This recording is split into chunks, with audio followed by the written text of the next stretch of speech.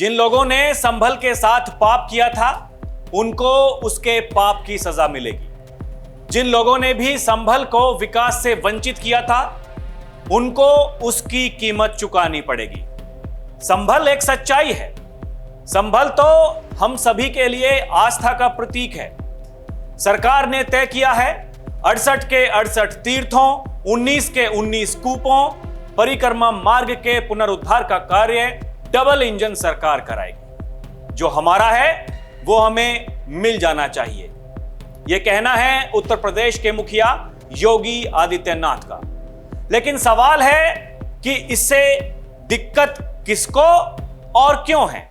नमस्कार, DNP India देख रहे हैं आप। साथ हूं मैं आपके राहुल चौधरी। उत्तर प्रदेश का संभल एक बार फिर से चर्चाओं में है। फिलहाल संभल एटीएस को लेकर चर्चा में है। दरअसल संभल में अब यूपी एटीएस की एक यूनिट की स्थापना होने वाली है, जिसको लेकर बवाल मच गया है। सरकार के इस फैसले पर संभल से समाजवादी पार्टी के मौजूदा सांसद जियाउर रहमान बर्क ने टिप्पणी की है। उनका कहना है कि संभल में एटीएस की नहीं, इंडस्ट्री, रोजगार और यूनिवर्सिटी की जरूरत है। फिलहाल संभल पुलिस ने जामा मस्जिद के ठीक सामने सत्यव्रत पुलिस चौकी में एटीएस ऑफिस खोलने की तैयारी की है।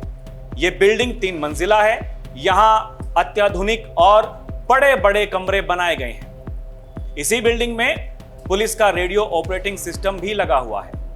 जामा मस्जिद इलाके में हिंदू और मुसलमान दोनों रहते हैं। ऐसे में यह पुलिस चौकी एक तरह से सुरक्षा की दीवार बनकर काम कर रही है।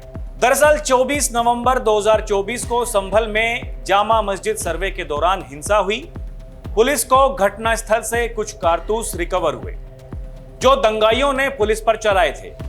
पुलिस ने इसकी फोरेंसिक जांच कराई तो पता चला कि इसमें कुछ कारतूस पाकिस्तान मेड थे। पुलिस ने गहनता से जांच शुरू की तो सामने आया कि संभल के कई लोग ऐसे हैं जो पूर्व में आतंकी गतिविधियों में शामिल रहे हैं। मीडिया रिपोर्ट्स के मुताबिक संभल हिंसा में जिस संदिग्ध व्यक्ति की तलाश हो रही थी वो लाहौर की सेंट्रल जेल में बंद मिला। इसके अलावा दूसरे व्यक्ति की लोकेशन दुबई में पाई गई। पुलिस ने local intelligence unit, intelligence bureau और अन्य जांच एजेंसियों से इनपुट लिए, तब रिपोर्ट तैयार हुई तो संभल निवासी करीब 20 संदिग्ध आतंकियों के नाम सामने आए। इनमें से वर्तमान में कुछ यूपी की अलग अलग जेलों में बंद हैं, कुछ मारे जा चुके हैं, जबकि कुछ कोर्ट से सजा पूरी करके या बरी होकर दूसरे काम धंधे कर रहे हैं। पुलिस प्रशासन का कहना है कि जांच एजेंसियों का इनपुट इकट्ठा होने के बाद एक रिपोर्ट यूपी सरकार को भेजी गई जिसमें एटीएस यूनिट स्थापित करने की मांग की गई। इसी महीने यूपी सरकार ने एटीएस यूनिट स्थापित करने का फैसला लेते हुए आदेश जारी कर दिया है। अब आपको बताते हैं कि आखिर संभल में एटीएस स्थापित करने की जरूरत क्यों पड़ी। इसके लिए आपको इतिहास में लेकर चलते हैं। दैनिक भास्कर की एक रिपोर्ट के मुताबिक संभल के मोहल्ला दीपा राय निवासी मौलाना आसिम उमर उर्फ शन्नू 1995 में लापता हुआ। उस समय वो पढ़ाई के लिए सऊदी जाने की योजना बना रहा था, लेकिन पैसे ना होने पर उसने घर छोड़ दिया। बाद में पता चला कि वो पाकिस्तान में हरकत उल मुजाहिदीन, तहरीक तालिबान और अलकायदा जैसे आतंकी संगठनों से जुड़ा हुआ है। 2008 में खुफिया एजेंसी ने उसकी पहचान की। तब पता चला कि वो अलकायदा प्रमुख था जो दक्षिण एशिया में आतंकी गतिविधियां संचालित कर रहा था। 30 जून 1996 को खुफिया एजेंसियों ने शन्नू के परिवार को यह बात ऑफिशियल बताई।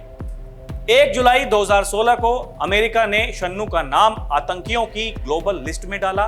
उसके बाद सितंबर 2019 में अफगानिस्तान में अमेरिकी ड्रोन हमले में शन्नू मारा गया।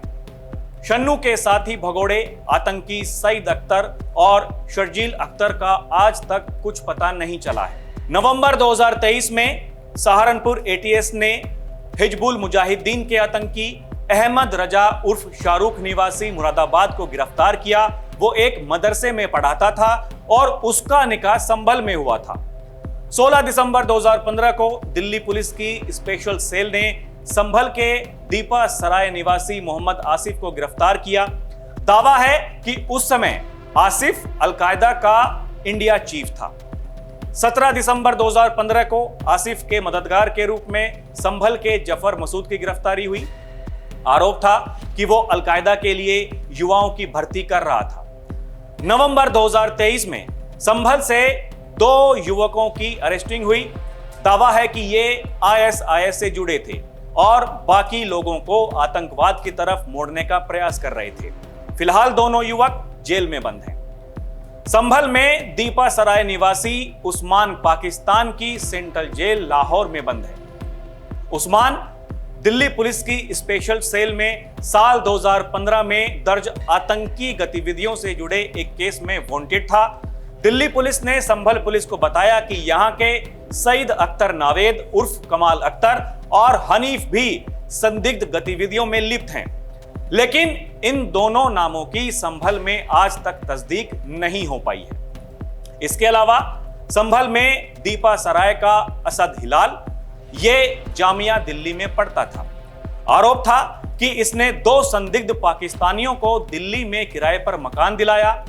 दिल्ली में मुकदमा दर्ज होने पर असद ने सरेंडर किया। 11 महीने तक तिहाड़ जेल में बंद रहा। हालांकि बाद में असद बरी हो गया। फिलहाल असद अपने परिवार के साथ ईंट भट्टे पर मजदूरी करता है। असद हिलाल की तरह संभल निवासी हबीबुर रहमान और मोहम्मद वसीम पर भी ऐसा ही आरोप लगा। दोनों कई साल तक फरार रहे। बाद में इन्होंने दिल्ली कोर्ट में सरेंडर किया। 6-7 महीने जेल में बंद रहे, फिर बरी हो गए। अब दोनों संभल में कुछ और काम धंधा करते हैं। संभल के दीपा सराय निवासी शान उल हक उर्फ आसिम उमर के बारे में वर्ष 2019 में एक खबर प्रकाशित हुई कि वो अफगानिस्तान में मारा गया है। संभल के कई और युवक भी अलग अलग जेलों में बंद हैं।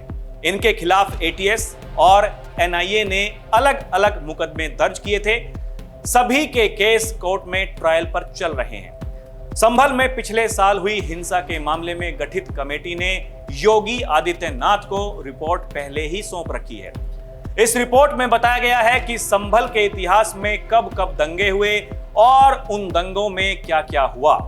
इसमें बताया गया है कि कभी वहां 45% हिंदू थे, जो आज घटकर 15 से 20% ही रह गए हैं। इसमें बताया गया है कि जिला कई सारे आतंकवादी संगठनों का अड्डा बन चुका था। इसलिए अब योगी सरकार ने वहां एटीएस की स्थापना की है, लेकिन वहां के सांसद को उससे दिक्कत है।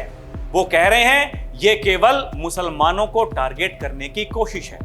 उन्होंने कहा कि मुसलमान आतंकी नहीं हैं और जो आतंकी हैं वो मुसलमान नहीं हो सकते।